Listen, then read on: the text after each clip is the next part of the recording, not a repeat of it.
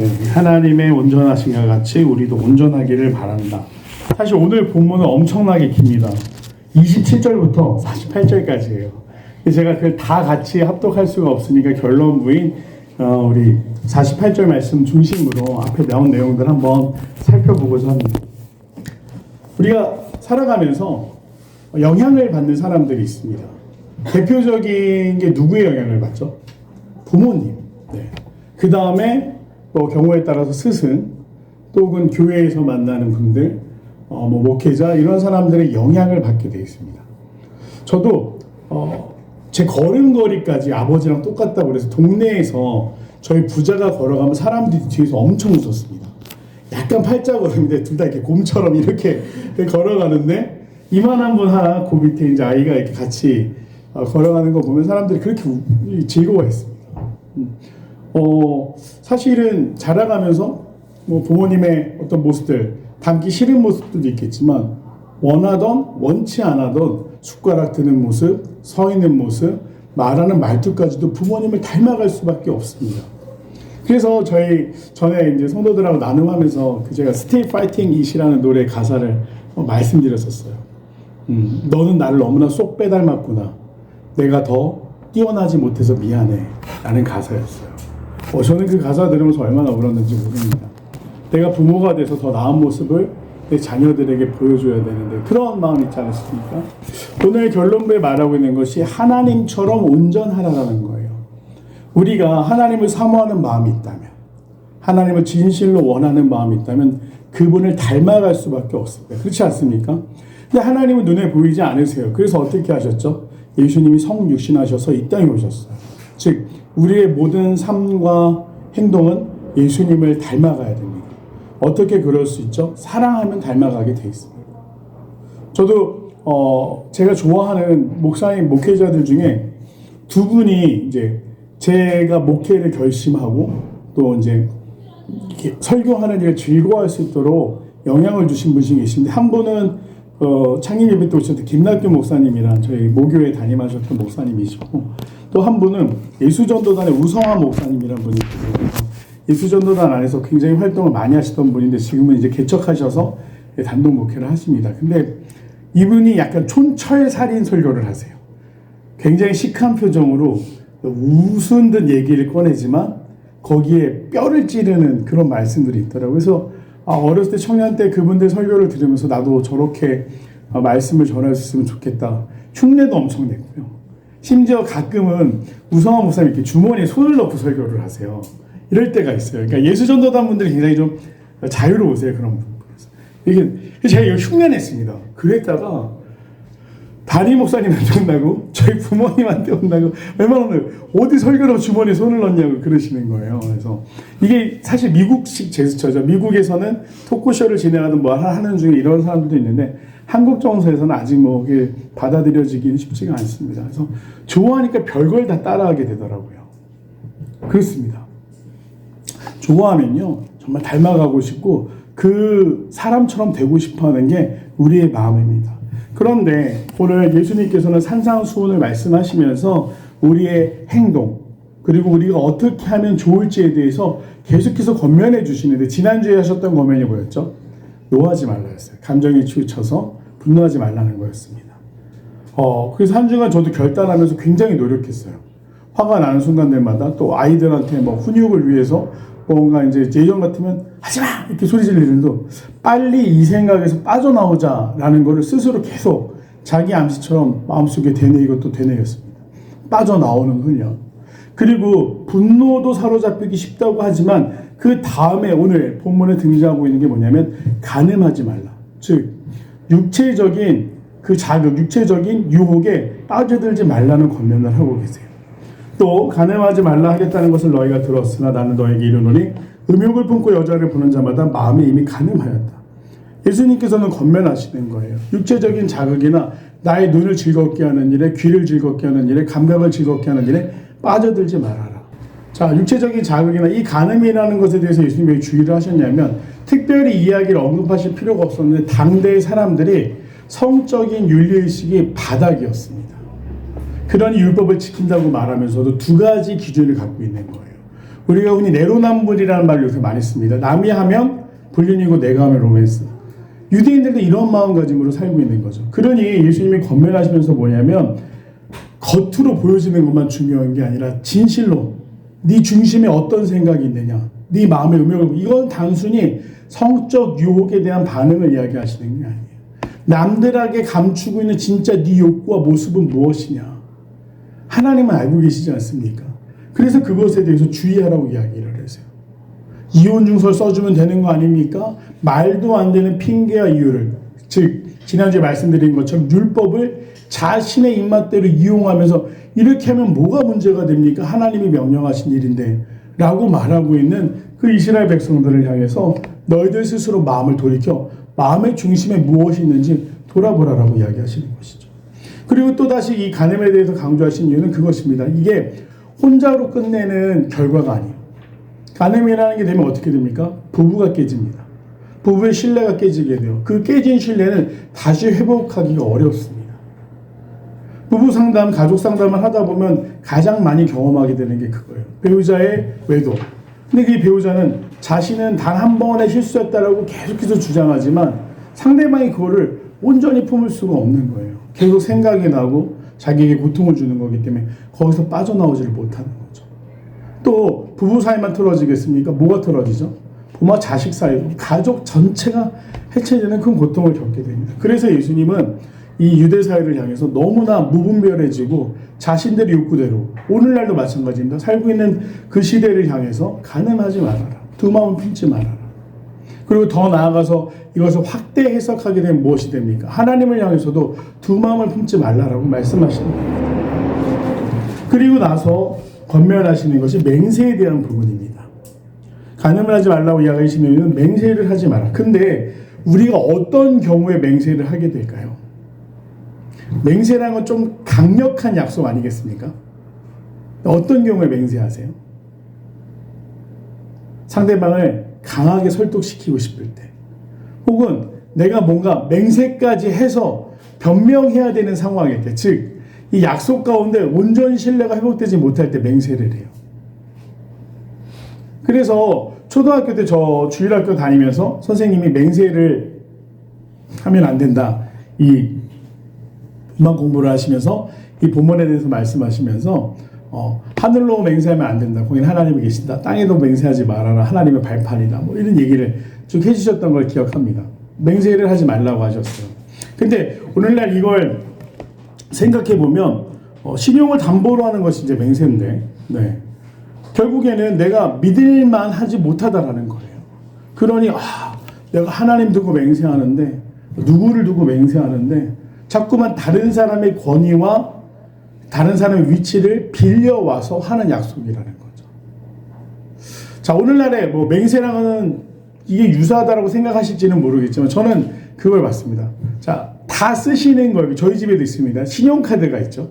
크레딧 카드. 이거는 뭘 담보로 사용하는 거죠? 내가 정해진 날짜에 쓴 만큼 갚겠습니다라고 먼저 쓰는 거예요.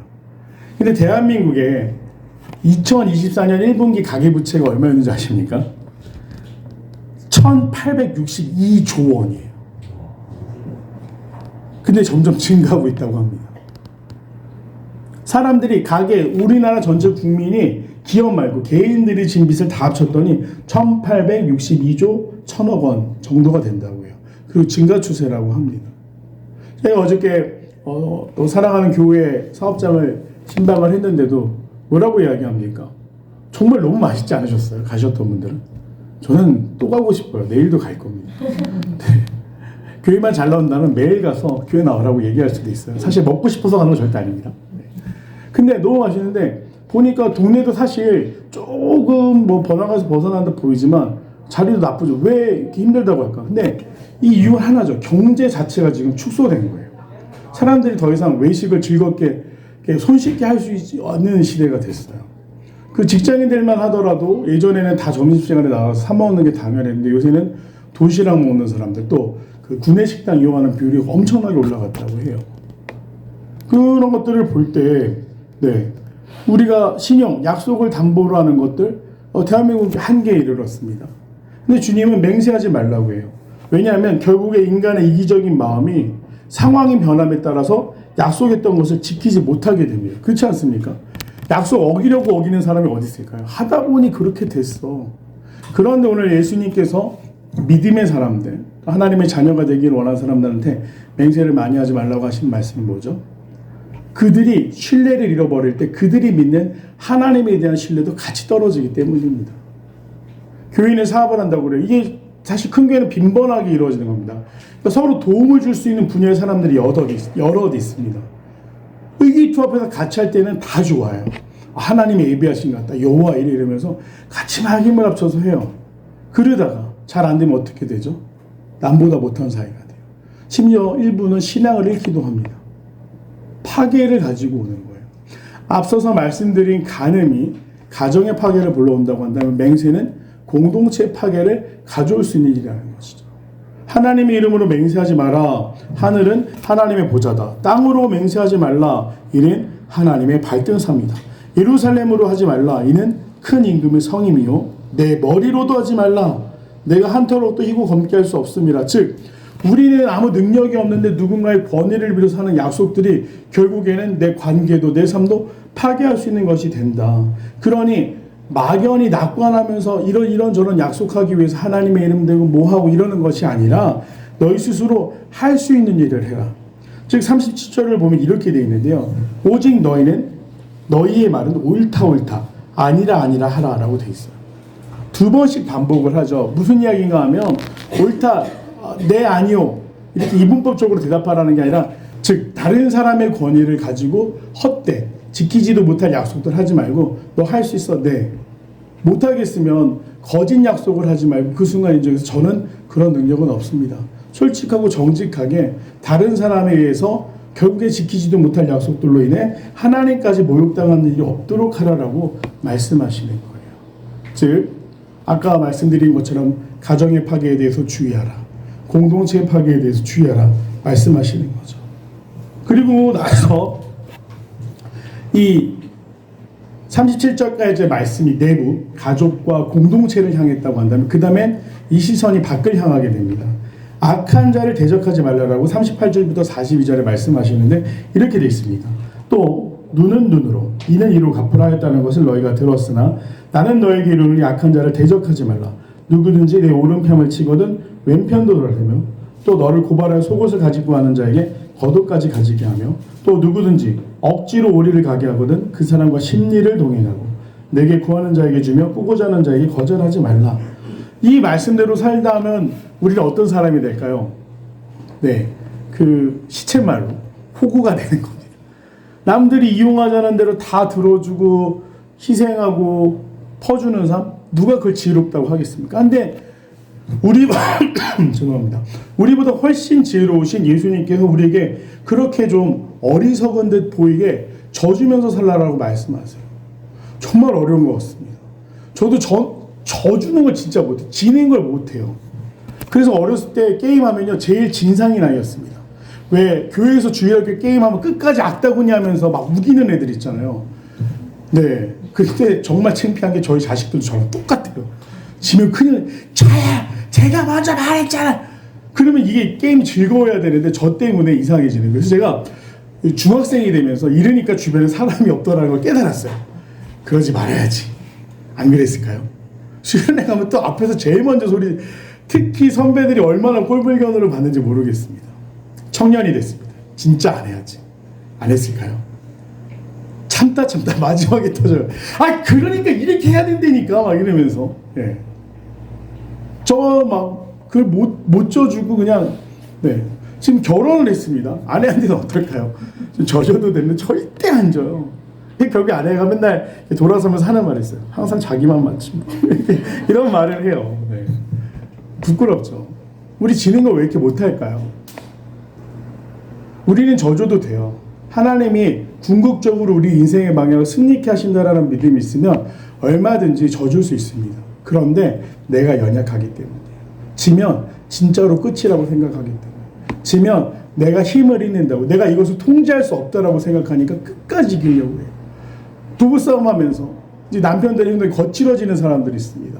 옛날 부모님들 보면 막 화나면 저희도 이 동네가 달동네다 보니까 동네가 옆집 뭐 하는지 다 알게 되잖아요. 그런데 저희 집은 아니었는데 이 한 건너 큰 집에 놀러 가면 큰 집에 건너편에 사시는 분들은 장난 아니었습니다. 뭐가 항상 큰 집 쪽으로 날라와요. 한 번은 무선 전화기도 날라왔어요. 그 당시에 무선 전화기 굉장히 비쌌잖아요. 그래서 제가 야 이거 주워서 쓸 수 있나 봐 그랬을 정도로 그랬어요. 근데 봤더니 그 집 아저씨가 굉장히 마른 분이에요. 근데 약간 화를 내면 눈에 도끼 같은 게 막 왜 그런가 했더니 이분이요. 그러니까 자기가 아내에게건 누구에게든 양보하거나 인정하면 진다라고 생각하시고 제가 커서 깨달은 거죠. 그분이 왜 그렇게 끝까지 악에 받쳐서 그랬을까? 인정받고 싶다. 나는 이 집의 가장이다. 내가 통제할 수 있다라고 생각하는데 그걸 못 버리는 순간 사로잡히는 거죠. 근데 그 아저씨만 그럴까요? 저도 그러고 있어요. 정도의 차이. 제가 무선 전화기만 안 던지지 정도의 차이 저도 그래요. 그런데 그런 저를 주님이 좀 어루만져 주셨으면 좋겠다는 생각을 할 때가 있어요. 저도 되는데 질 수 있는 건데 오늘 보면 대적하지 말라고 그랬어요. 한 대로 갚아주지 말라고 그랬어요. 우리가 싸울 때 제일 많이 하는 말이 뭡니까? 이유를 상대방에게 돌립니다. 네가 그렇게 했으니까 내가 이렇게 하지. 네가 안 했으면 나도 안 이럴 거야. 누가 제일 잘 그러는지 아세요? 제가 제일 잘 그래요. 네. 그런데 이 말씀을 들으시면서 만약 뜨끔하시다고 하신다면 우리 다 그런 약점 가운데 있는 거. 한 대로 갚아야 되고 상대방이 잘못했기 때문에 나의 분노는 정당하다. 그러나 예수님은 그러지 말라라고 얘기하셨어요. 그것이 옳지 않다. 그것이 내 방법이 아니다. 저 줘라. 그 사람이 만약 너를 이용하는 것처럼 보일지라도 나 오리만 같이 가줄래? 심리를 같이 가줘라. 그럼 뭐가 발생하는 줄 아세요? 상대방이 감동하게 됩니다. 내가 변했다라는 걸 깨달아요. 한 번 더 참고 지금 큰일 났습니다. 이 설교를 하는 순간부터 저는 이제 집에 가서 져야 돼요. 그런데 하나님이 원하시는 게 그거죠. 저 줘라. 오리를 가자고 하면 심리를 가고 구하는 자에게 구워 주어라. 악착같이 네 것 지키려고 하지 말고 저거 또 빌리러 올 텐데 감당도 못할 게 왜 손만 벌리고 있어. 이러는 것이 아니라 그들을 거절하지 말라. 즉 우리의 인격과 우리의 인품이 예수님의 모습을 닮아가기 위해서 질 줄 알아야 된다. 또 당해줄 줄 알아야 된다. 그렇게 말씀하고 있는 겁니다. 초대교회 한국에 뭐가 있었죠? 양반들이 백정이랑 같이 예배드릴 수 없다고. 종로에는 백정들 가는 교회, 낙원산 같은 있는 교회, 백정들 가는 교회. 그리고 그 북촌 안에 한옥집 안에 양반집 댁에는 양반만 모이는 교회 따로 나눠서 드렸어요. 그런데 뭐 세상의 방법처럼 그게 우리가 그러면 안 된다라는 거죠. 예수님이 원하시는 게 아니에요. 자, 그리고 제가 알고 교회는 계속 적대, 그러니까 사람들이 교회를 기뻐하지 않아요. 모습과 정도는 다르지만 교회에 대해서 의적했던 건 단 한 번 적도 없습니다. 오늘날 교회를 싫어한다. 어쩌면 당연한 거죠. 우리가 더 올바르고 제대로 하려고 한다 그러면 사람들이 어떻게 보느냐가 중요한 게 아니라 그들에게 져줄 수도 있고 품어줄 수도 있는 모습이 있을 때 비로소 그때 교회는 성장하고 팽창하고 능력이 있었다는 걸 기억하셨으면 좋겠습니다. 로마의 크리스찬들이 제국을 어떻게 바꿨죠? 그들 투쟁하지 않았습니다. 데모하지 않았어요. 너무나도 안타깝게 지금 한국 사회도 마찬가지입니다. 교회가 자꾸 세상 문제 앞장서요. 그리고 침묵하는 목회자들을 향해서 굉장히 비난하는 사람들도 많아졌습니다. 지난주 오후에 잠깐 나눴지만 참 불편한 일이에요. 그런데 뭐가 옳을까? 누가 옳을까요? 이 땅에는 옳을 수가 없습니다. 사람들이 각자의 이익이 다르고 생각이 다르고 각자 이 자리와 권력은 한계가 있는데 원하는 사람들은 많다 보니까 계속해서 다툴 수밖에 없어요. 지금 정치인들 보여주고 있는 게 뭐죠? 눈에는 눈, 이에는 이. 니네가 있으니 우리도 한다. 팽팽하게 맞서고 있어요. 그러면서 누구만 고통받습니까? 외교, 국방, 경제 다 뒷전이에요. 백성들만 고통받고 있습니다. 너무나 안타까운 일 아니겠습니까? 그러나 교회는 달라야 됩니다. 믿음의 사람들은 달라야 돼요. 그들처럼 한 대로 갚아주는 것이 지혜로운 것이 아니라 때로는 참아주고 져주고 품어줄 수 있는 것이 오늘 예수님께서 말씀하시는 지혜로운 삶, 즉 하나님을 닮아 온전하게 되는 삶이라는 것을 이야기하고 계십니다. 그리고 마지막으로 권면하시는 것이 제일 어려운 부분인데요. 원수를 사랑하라는 이야기입니다.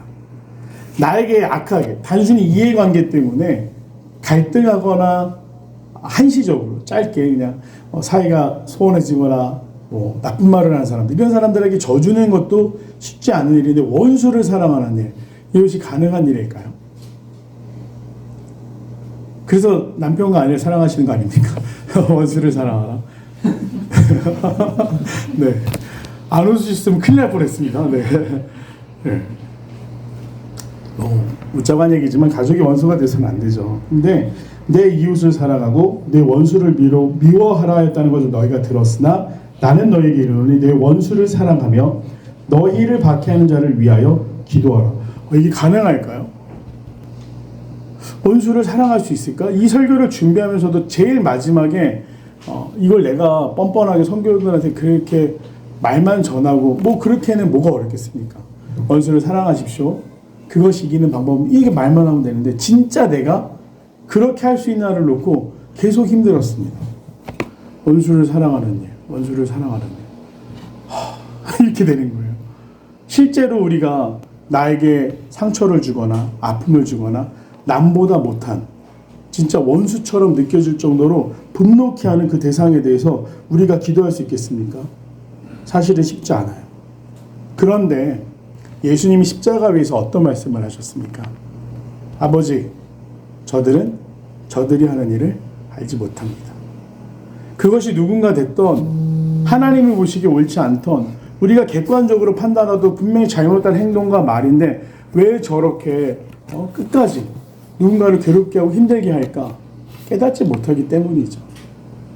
어떻게 보면 참 불쌍히 여겨야 되는 마음이 우리 가운데 있는 거죠. 원수를 사랑하는 일, 저는 당장 우리의 것을 실천해 봅시다라고 권면할 수 없습니다. 아직까지 제 마음이 설교를 준비했지만 사실 이걸 온전히 나도 이렇게 살아야겠다라는 완전한 결단을 하지 못했기 때문이에요. 그런데 오해는 안 하셨으면 좋겠습니다. 완전히 지금 결단하지 못하겠다고 해서 저는 포기하고 있느냐? 그거는 아니에요. 원수를 사랑할 수 있도록, 또 오늘 예수님이 말씀하신 것처럼 박해하는 자들을 위해 기도할 수 있도록, 우리의 이 시도 가운데 있습니다. 계속해서 기도할 때마다 이와 같은 기도 제목을 가지고 기도했어요. 그래서 정말 예수님께서 원하시는 것이 무엇인가? 우리가 품을 수 없는 대상까지도 품을 수 있는 그런 성숙함을 길러 진짜 성도다운 성도, 우리 말씀대로 살고자 한다면 정말 더 필그림 교회는 다른 교회가 될 거예요. 질적으로 다른 교회가 될 거예요. 그래서 사랑하는 자만 사랑할 수 있으면 무슨 상이 있으리요? 세리도 이같이 한다. 우리가 정말 뜨끔한 말씀 아니겠습니까? 사랑스러운 사람 사랑하는 거요. 교회 열심히 봉사하시는 분 사랑하는 일 너무나 쉬워요. 그렇지 않습니까?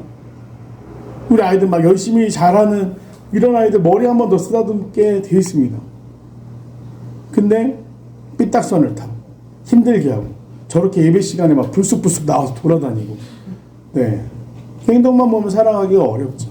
그러나 잘 생각해보면 예수님이 우리가 어떤 시선으로 바라보셨습니까? 십자가 위에서 예수님이 바라보셨던 건 대제사장이나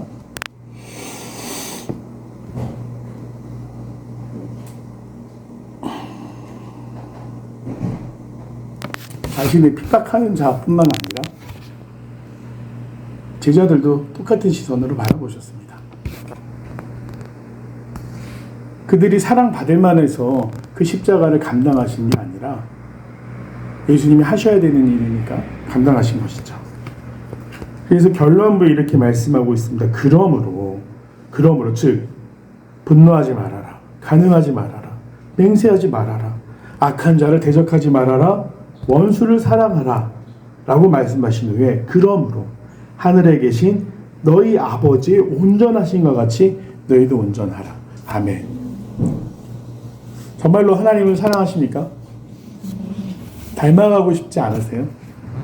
네, 우리 하나님 닮아가고 싶잖아요. 하나님이 온전하신 것과 같이 우리도 온전한 성도의 삶을 살고 싶지 않으십니까? 아멘. 우리가 그렇게 온전히 살아갈 수 있는 방법이 무엇이냐? 오늘 예수님께서 가르쳐 주시는 것들, 감동에 사로잡히고 욕망에 사로잡히고, 그래서 정말 내가 할 수 없는 일들, 비굴하게 맹세하면서 또 악한 자들을 대적하거나 원수를 품지 못하는 그런 모습으로 사는 것이 아니라 오늘 하나님이 우리에게 보여주신 모범을 통해 예수님이 걸어가신 그 십자가라는 사건을 통해 분노하지 않고 또 욕망에 사로잡히지 않고 또 내가 부족하지만 마치 거짓되게 무엇이 있는 것처럼 꾸며대는 것이 아니라 대적하며 미워하는 사람이 아니라 용서하며 품어줄 수 있는 성도로 살아갈 수 있는 피그레인 교회 귀한 권속들이 되시길 간절히 소망합니다. 아멘. 이것은 거룩을 향한 여정입니다. 순차적인 변화예요. 갑자기 바꾸고 싶다고 해서 하루아침이 되지 않습니다. 노력은 했는데 결실이 내 생각보다 미비할 수도 있어요. 그렇다고 해서 포기하시지 않기를 간절히 소망합니다. 조금씩 바꿔가면 되고요. 10번 실패했더라도 한 번 내가 성공했다 그러면 그것을 기억하면서 그 한 번이 두 번이 될 수 있도록 3번이 될 수 있도록 사랑하고 품고 또 경건하게 살아갈 수 있는 그리하여 정말 거룩한 성도로 살아가는 귀한 우리 성도들이 되시길 간절히 소망합니다. 아멘. 기도하겠습니다.